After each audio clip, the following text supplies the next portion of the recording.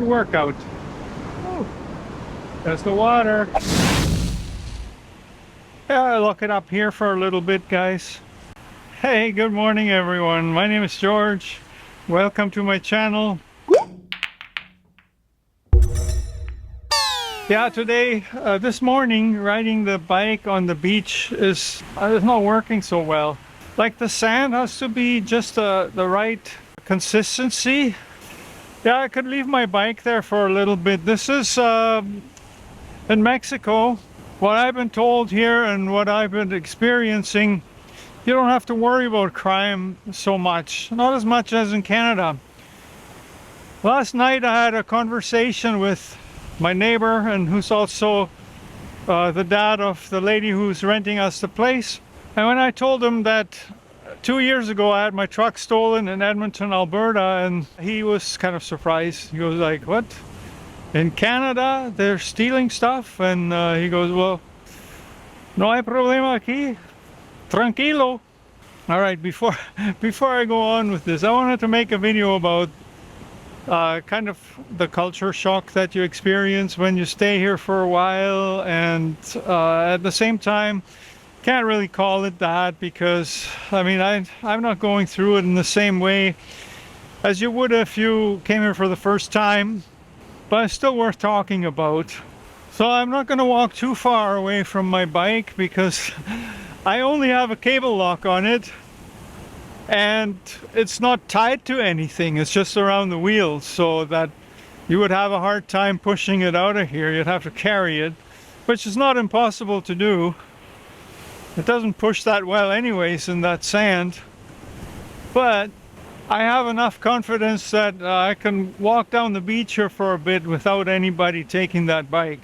And that's one of the first things that people always seem to get wrong about Mexico, and especially like people think it's dangerous to travel to Mazatlán because it's in the state of Sinaloa, where it's associated with the Sinaloa cartel.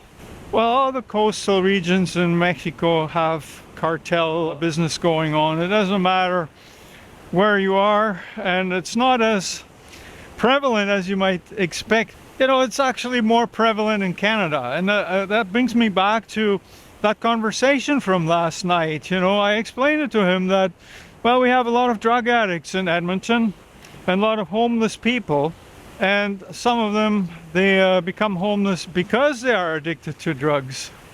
Yeah, and once you got a large segment of the population in that situation, then you have crime on a whole nother level, and I haven't seen that here at all. Yeah, we are experiencing a lot of crime in Edmonton, and it's violent stuff too at times, you know, because of the drug problem we have. And I don't know, the murder rate in Mexico and stuff, how high it is. We've seen a lot of posters and ribbons and things for guys who have disappeared. There are people disappearing here. There are problems, I'm not going to deny that, but for someone who's traveling here, especially if you stay out of the bar scene and you don't use drugs, you don't have anything to do with it really, then you don't need to worry about that.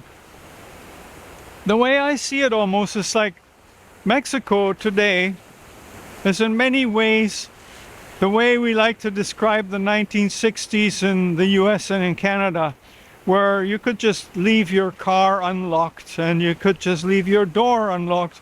And people don't do that here, but that's almost what it feels like. You know, there's really, you could trust the people on the street. You could trust your neighbor.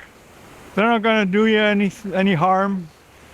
And that's another positive thing that it took me a while to understand that, because, like, how do I say that? I was at first influenced by stuff that people would tell me that really haven't experienced it themselves.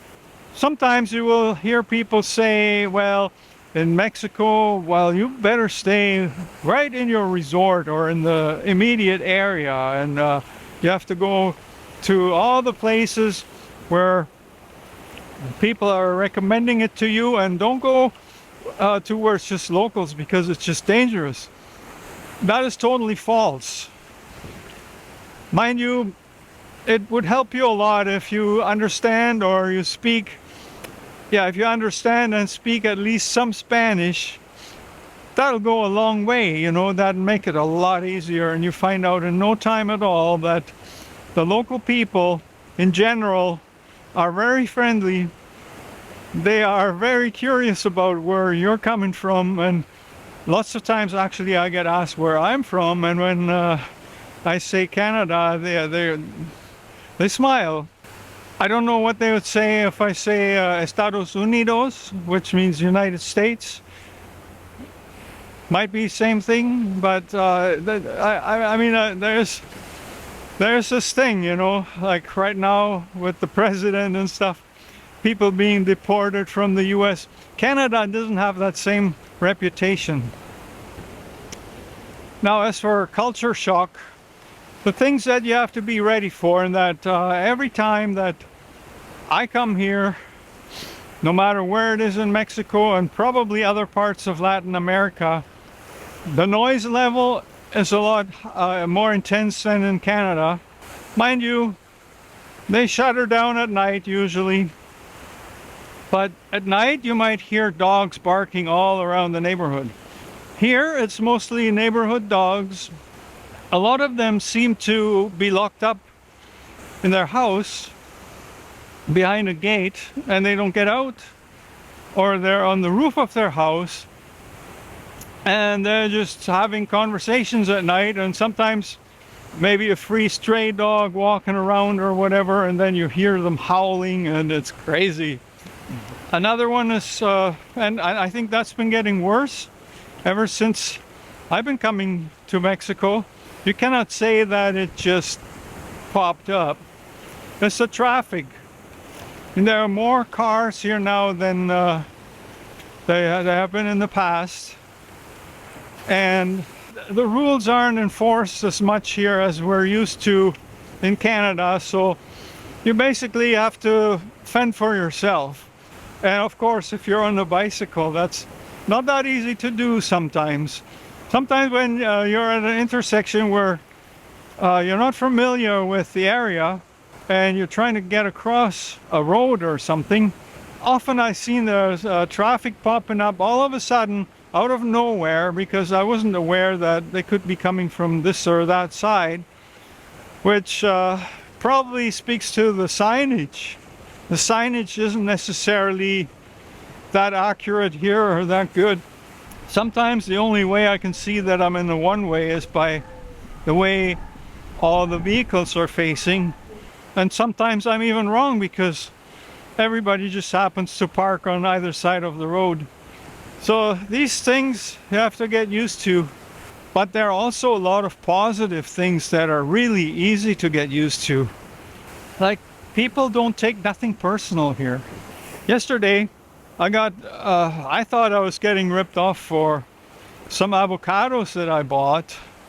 When I brought them back after like 5 minutes of reflection, thinking like, what did I just buy? Why is it 62 pesos for 4 avocados?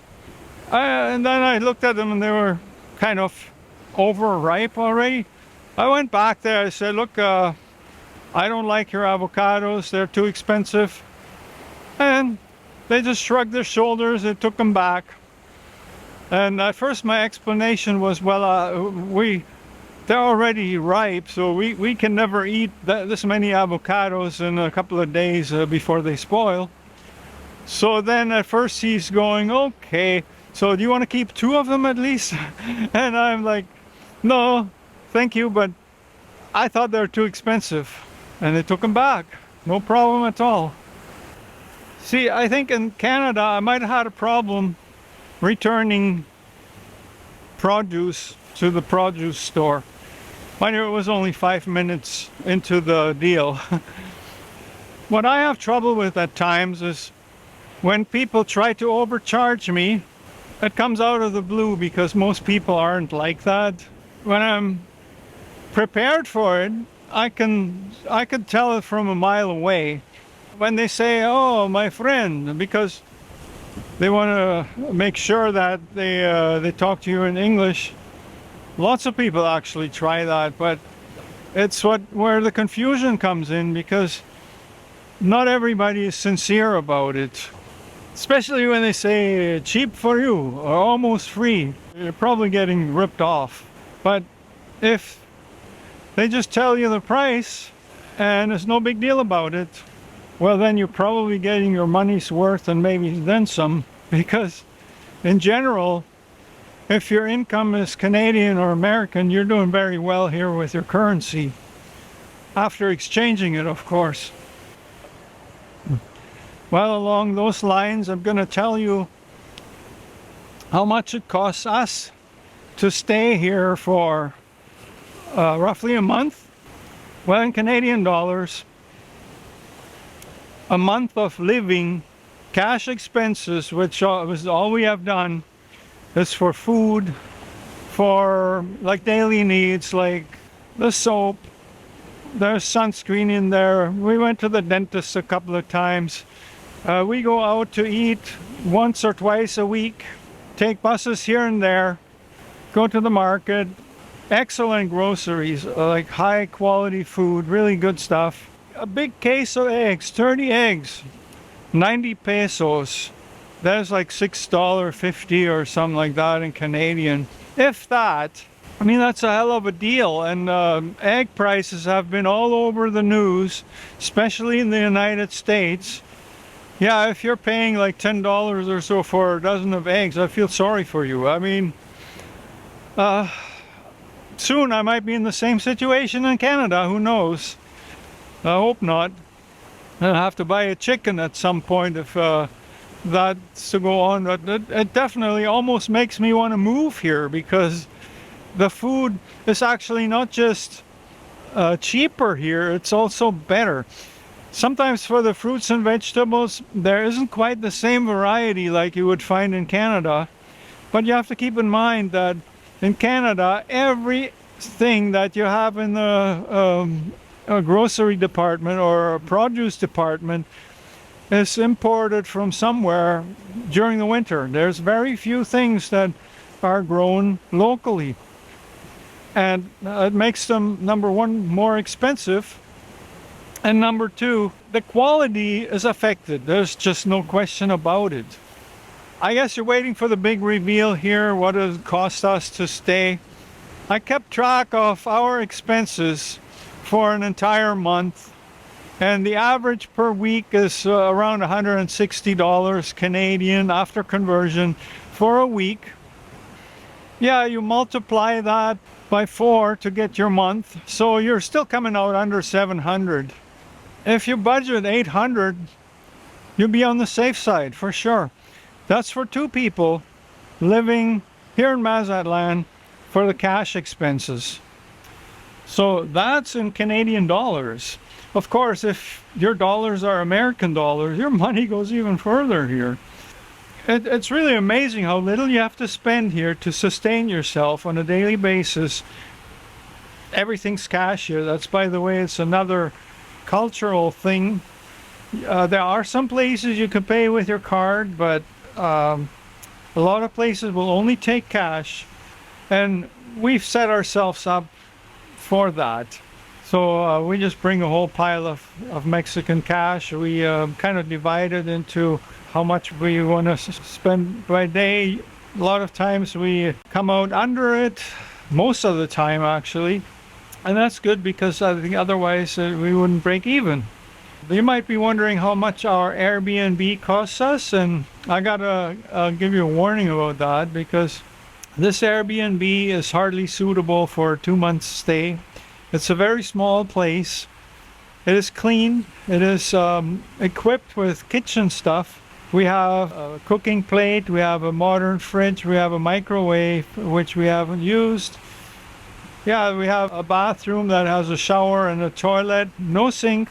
The sink is in the corner. It's like blocked by our bicycles most of the time. So that's a downside. We booked this after being online for quite a bit, researching this. And it was one of the cheaper deals that had all good reviews. Now that's kind of very important that you have good reviews, but you know, it didn't mention anything about the size of the room.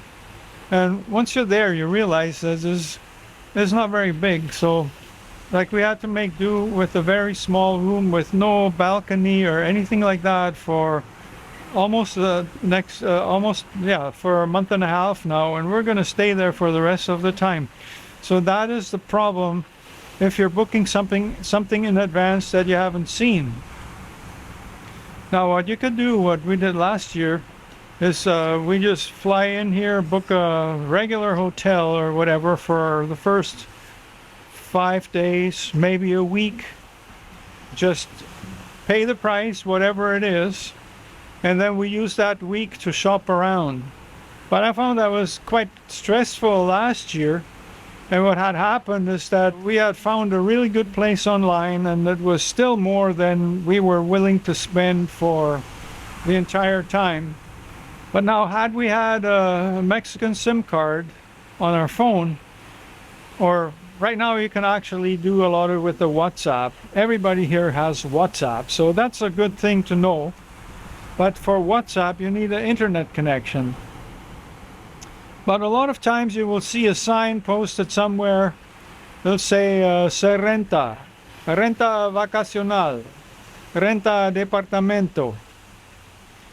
You call these people, then you get a chance to go there, see the apartment, negotiate the price, and you probably get a much better deal than we had this round.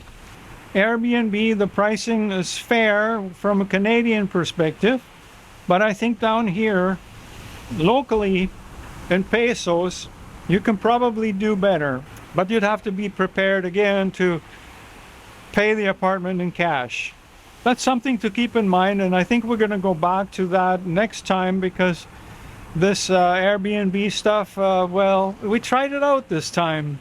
It's geared toward short-term rental, and maybe 2 months isn't the thing. I was going to say it's geared toward foreigners, but I've actually seen that most of the reviews on our place that we had were from Spanish-speaking people, so I'm assuming they're from Mexico. So yeah, when you consider about $800 for a month in this Airbnb, plus another $700 or $800 in cash, that makes it $1,500 for 2 people for an entire month. We're on a budget, and we respect that budget. $1,500 a month, $1,600 maybe, 2,000 tops. You can definitely sustain yourself with 2 people here very comfortably. Now that's Mazatlán. There might be other places in Mexico that are even better, but you may not have the ocean right there. Or there might be places where it's worse, where you're near the ocean, but it's a popular tourist destination where people perceive as safer. Well, then it may not actually be safer in reality, because you have more opportunists. Here in Mazatlán, it's quiet. Nobody's trying to scam you here. Now, I talked enough in this video. Leave me your comment. What's been your experience? All right, I'll see you very soon in another video. And by the way, very soon the name of this channel, if it hasn't already, will be changed from my name, which is George Schlacek, to the name The Journey is Real.